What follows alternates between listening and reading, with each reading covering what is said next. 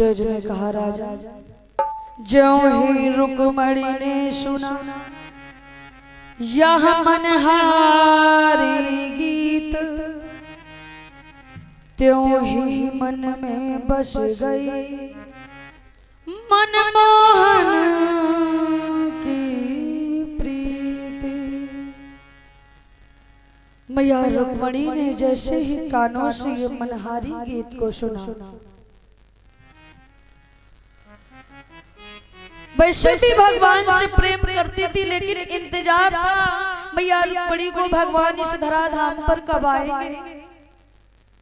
आज मैया रुक्मणी के कानों में जैसे आवाज पहुंची कि भगवान का अवतार हो चुका है, आज मैया रुक्मणी बड़ी ही व्याकुल हो गई, बड़ी प्रसन्न हो गई, शरीर से शुद्ध नहीं रही, प्रेम में पागल जैसी हो गई। अत्यधिक प्रेम उमड़ उठा, आंखों से आंसू निकल रहे। सुखदेव जी ने कहा राजा, आंखों से आंसू दो ही बार निकलते हैं, या तो अत्यधिक प्रसन्नता हो या तो अत्यधिक कष्ट हो। प्रसन्नता में भी आंखों से आंसू निकलने लगते हैं, और जब दुख होता है तब भी आंखों से आंसू निकलते हैं। आज मैया रुक्मणी बड़ी प्रसन्न है। विचार किया जिसका हमें इंतजार था, आज भगवान इस धराधाम पर आ चुके हैं। अंदर अनुराग जागृत हुआ।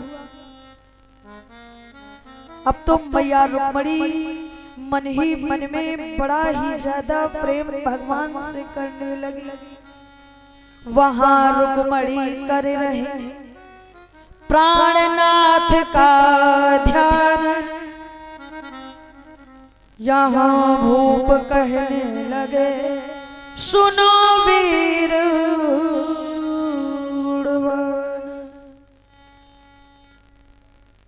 उधर तो मैया रुक्मणी भगवान का ध्यान करती हैं, इधर महाराज भीष्म अपनी कन्या को देखा, कन्या बड़ी हो गई है, सोचने लगे अब कन्या का विवाह करना चाहिए। हमारे गुरुदेव जी बताया करते हैं, जिस घर में सुता सयानी होती है, कन्या सयानी होती है, उन माता पिता को रात्रि में भी नींद नहीं आती है। वो माता पिता सोचा करते हैं कब हमारी कन्या के हाथ पीले हो जाए। सुता सयानी हो जाती, कन्या सयानी हो जाती, माता पिता को नींद नहीं आती जब तक उस कन्या के हाथ पीले नहीं हो जाते, तब तक।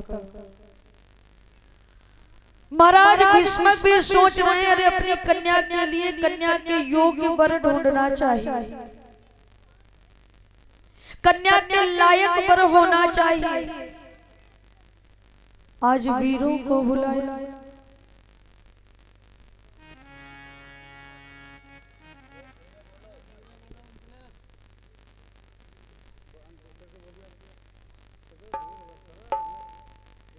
भाव से बोलो शंकर भगवान की जय।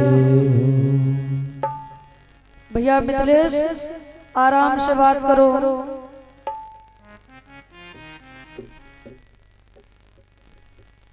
भाव से बोलो गुरुदेव भगवान की जय हो। श्री कृष्ण गोविंद हरे मुरारी, हे नाथ नारायण वासुदेव। हरे मुरारी, हे नाथ नारायण वासुदेव। कृष्ण गोविंद हरे मुरारी, हे नाथ नारायण वासुदेव। हरे मुरारी,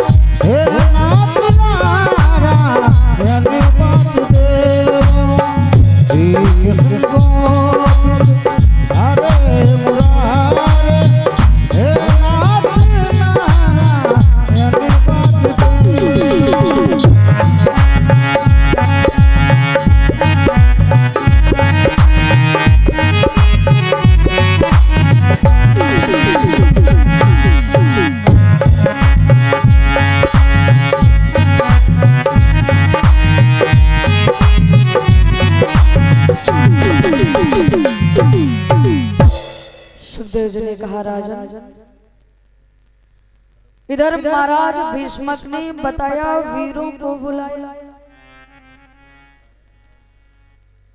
वीरों को बुला करके सूचित किया, सूचना दी। बोले सभी लोग ध्यान से सुनो, हमारी कन्या के योग्य वर ढूंढ करके लाओ। हमें अपनी कन्या का विवाह करना है और कन्या के योग्य ही वर होना चाहिए। सुखदेव जी ने कहा, राजन कन्या के योग्य ही वर होना चाहिए, जैसे कन्या हो वैसा वर होना चाहिए। अगर कन्या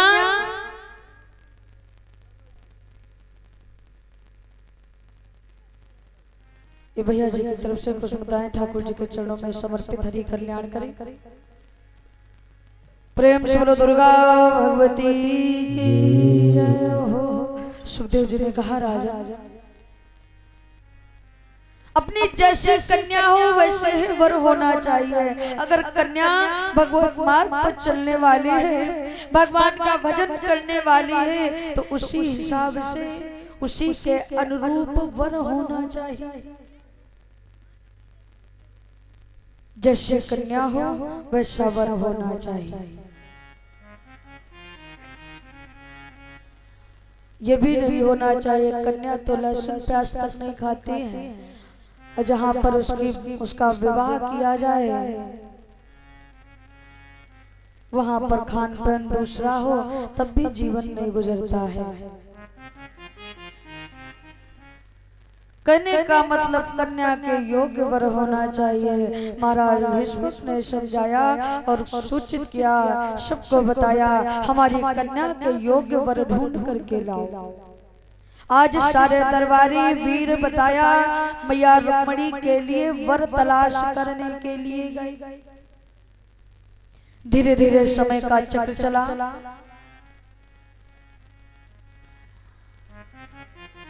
वर तलाश किया। महाराज भीष्मक ने बताया, दरबार लगवाया, सब वीरों को बुला करके बताया, सब लोग सभा में सब लोग विराजमान हो, उपस्थित हो। आज सभी दरबारियों को बुला करके सभा लगाई और एक एक दरबारी से महाराज खड़े होकर के पूछते हैं कि बताओ कोई हमारी कन्या के योग्य वर मिला कि नहीं मिला।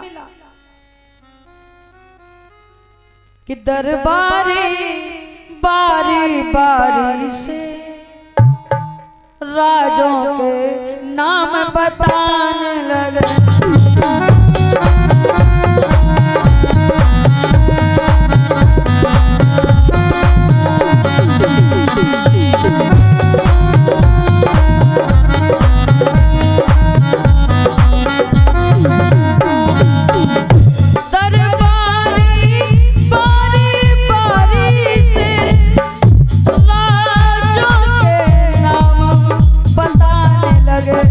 महाराज भीष्मक एक एक दरबार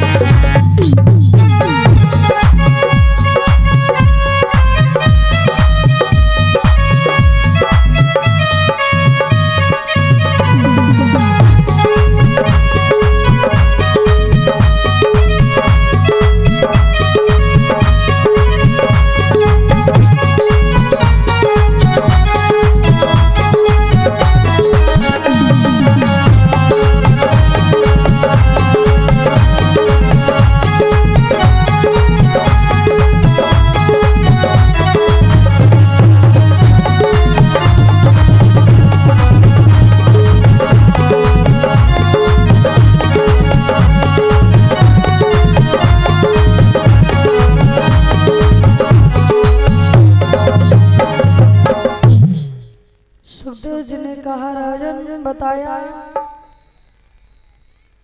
सभा लगी, एक एक दरबारी को महाराज खड़ा करते हैं। ऐसी चर्चाएं बोले शाम तक छिड़ी रही, लेकिन मैया रुक्मणी का विवाह तय नहीं हुआ। उसी सभा में बताया महाराज का ज्येष्ठ पुत्र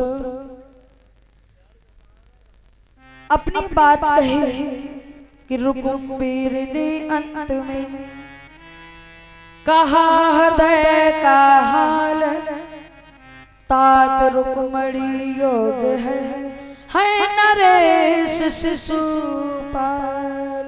पिताश्री हमारी बहनियां एक राजा के योग्य है, इसके लिए वर चाहिए राजा।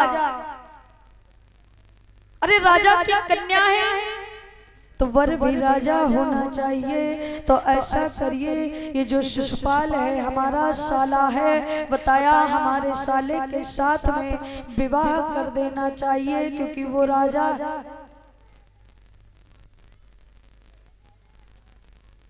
सुखदेव जी ने कहा राजा, रुकुम्बीर ने बताया अपने साले के साथ में मैया रुक्मणी का विवाह कराना चाहता है, उल्टा विवाह कराना चाहता है। और फिर ये शिशुपाल एक राक्षस है, हमने पूर्व में ही बताया ये राक्षस है।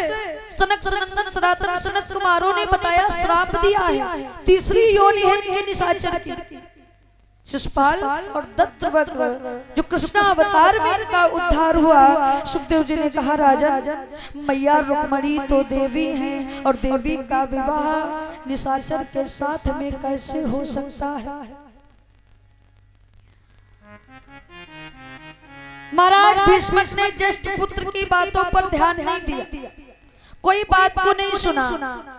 और तब तक महाराज का छोटा पुत्र बोला, भीष्मक ने कर सुनी, दिया उसे भी टाल, विनय सहित कहने लगा, नप का छोटा लाल। जब दूसरे दिन सभा लगी, फिर से उसी प्रकार से पूछताछ हुई। उसी समय छोटा पुत्र महाराज भीष्म की आज्ञा पाकर के परमिशन ली और अपनी बात कही। बोले पिताश्री, अपनी कन्या देवी है और देवी का विवाह बताया भगवान के साथ में होना चाहिए। ये साक्षात लक्ष्मी हैं, इनका विवाह भगवान के साथ में ही होना चाहिए, देवी के समान है। सुखदेव जी ने कहा राजन,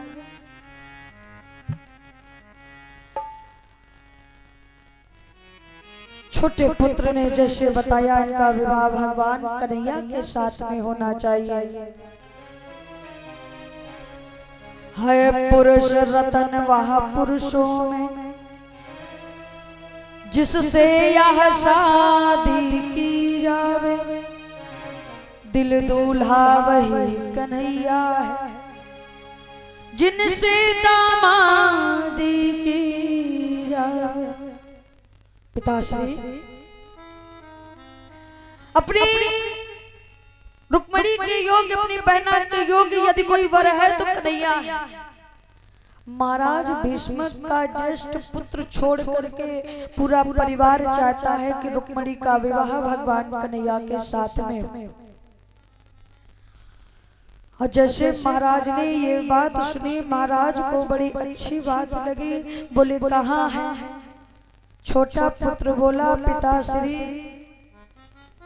कि यादव कुल में देवाधिदेव श्री वासुदेव अवतार